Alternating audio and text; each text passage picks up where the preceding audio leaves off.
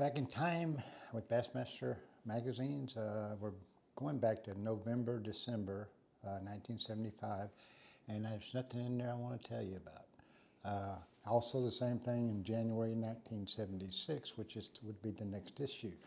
And just a quick explanation, I'm finding out that what I value now in written material is the same thing that I valued or didn't value then. And all I wanted to read these magazines for was to teach me something, tell me something, show me something that I don't know how to do, and tell me a new technique. You know, I wanted to learn. These don't have that in them.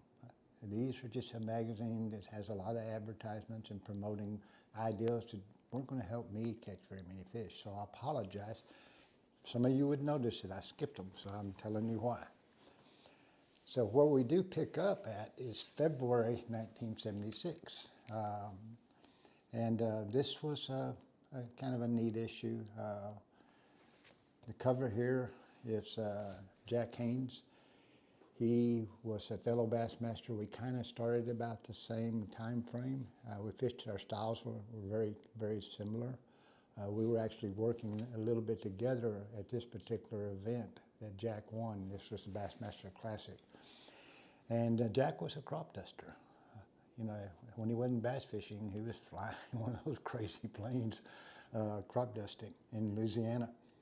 And but this classic kind of matched the waters he fished in Louisiana.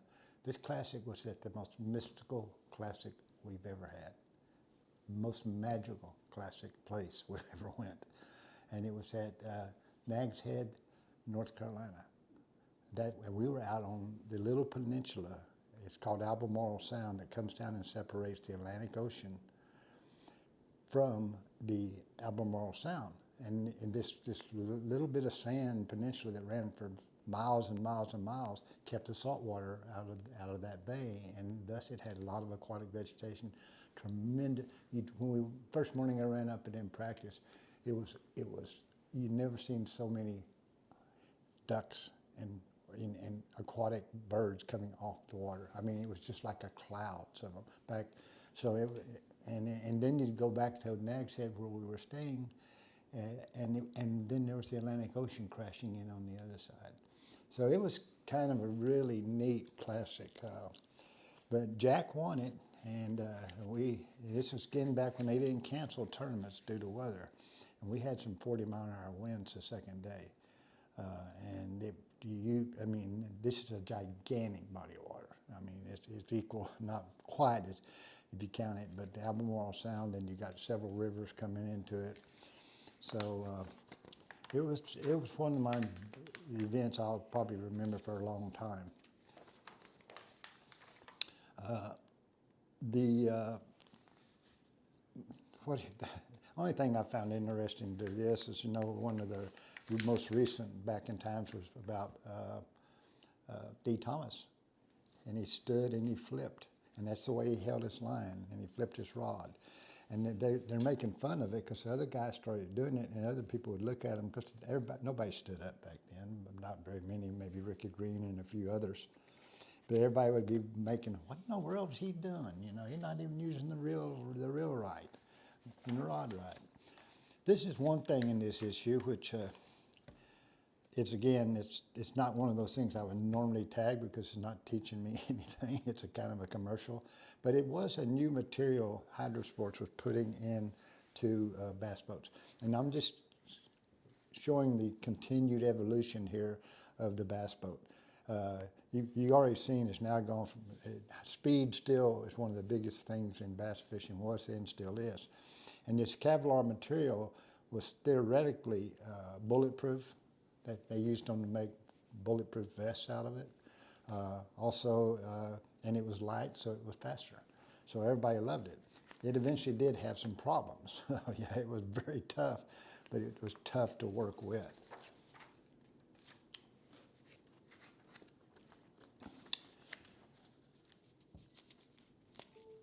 Okay, now here is the classic when we were all arriving at Nags Head, North Carolina. And again, it was an incredible setting.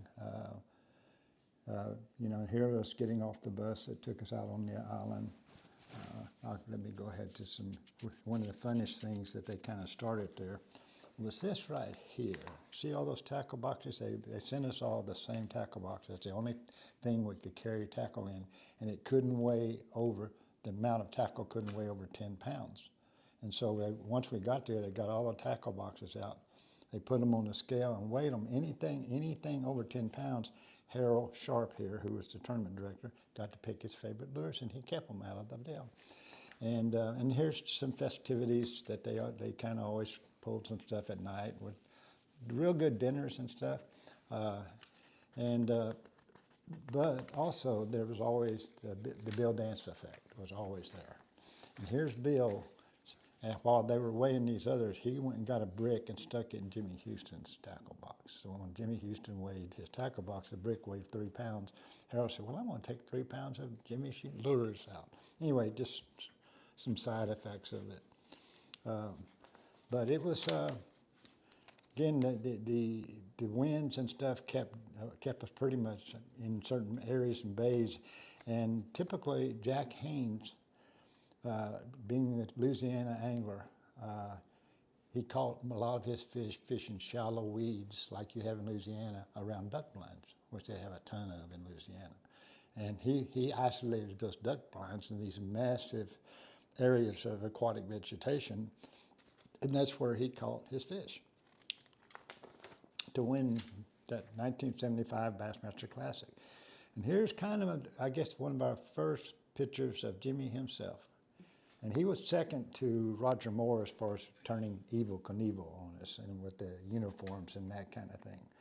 And Jimmy was, again, like Ricky Green, one of the ones that pretty much all of us were standing by this time frame, 1975, 76. But this is one thing about Jimmy that still to this day hadn't changed. Blonde hair, never wore a hat. I don't know how he has any skin not burned off the top of his head. But he... Thrilled to see his forehead. Yeah. And he's got that same smile. Now, we finally got to kidding Jimmy. Any of you old guys like me remember Captain Kangaroo? Rick. We always started kidding Jimmy. He's the one with the Captain Kangaroo haircut. We all got kidded, okay, so I wasn't. So again, this was a really kind of a neat classic.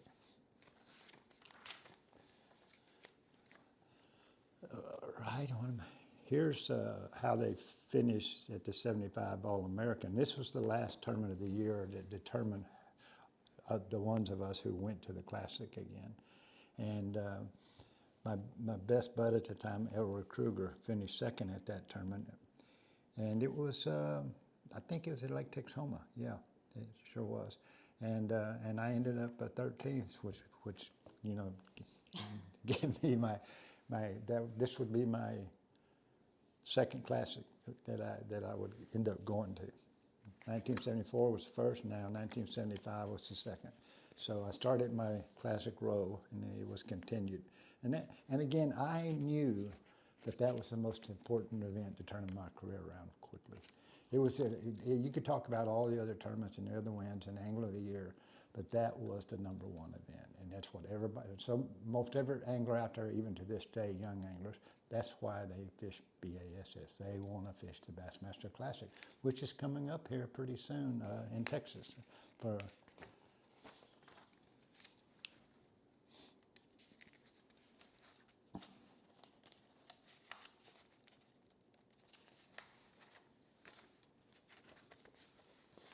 And here is, I'm bringing this back again, Jack, you know, he won the event.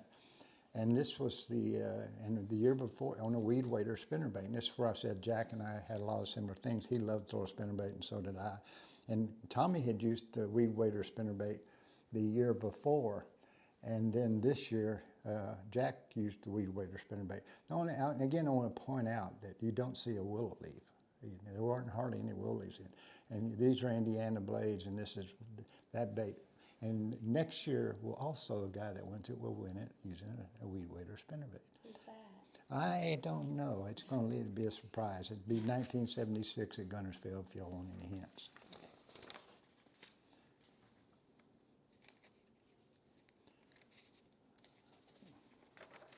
And Ray's still selling classic bass boats, every issue. You know the thing though, I have to give him hands. I've watched these for the last 75, 76, 74, was the boat's changing, but he ain't changing the price. That's hard to believe. The price was still pretty, but this bass boat back then, if you bought that same boat now, it would probably be $50,000, that same boat. How much was it then?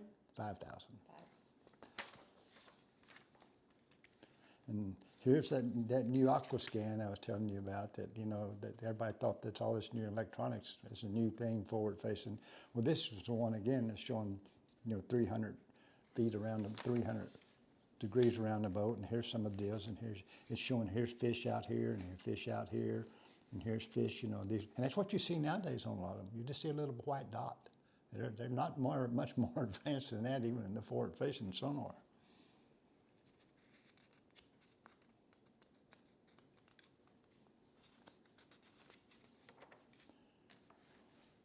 And here's all the different trolling motors. Now you see a few, and I'm bringing this up for a reason, you see a few foot control, and then you see the ones that don't have a foot control on it.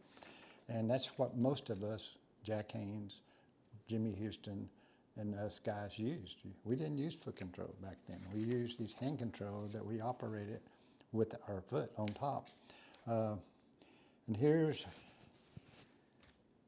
again, I know I talk about him too much, but I never told him goodbye, and I never will, because I believe in, you know, kind of a Native American ideal until we meet again. That's my friend Elroy Kruger. He was at Currituck Sound. He was a beast. I mean, he could fish in any kind of weather, and he was innovative, and he was different, and he did it the right way. And here's me. And I cannot figure out what the heck I'm dressed up as. So, and this was basically an article, and they just happened to use my picture. It doesn't mention me in the article. And you'll see there is no foot pedal there. My foot would go up on top of the troll motor and run it. But again, I don't know, that's probably the only picture you ever saw me with no hat in a bass boat. I guess because I had a little hair then. So that was 1975, February 1976. Jack had won the BassMaster Classic at the end of the year in 1975.